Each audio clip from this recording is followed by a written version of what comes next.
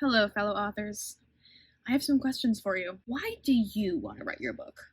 And why should you be the one to write it? Who is your book for? What is your book about? Where does your book take place? When does your book take place? How are you going to write your book? If you don't know what your writing schedule is going to be yet, that's okay, but there are links in the description of videos that I've made that will help you figure out your writing schedule.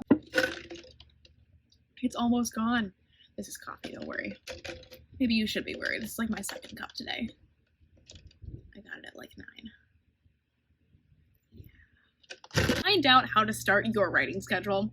There's also a card right there. So go find out and then start writing. You got this, writers. Also, Halloween is in 2 months and I'm really excited about it. It's not even a question, nothing to do with the video. I just wanted to say it all the same. Frick. Stay basic. Okay, bye.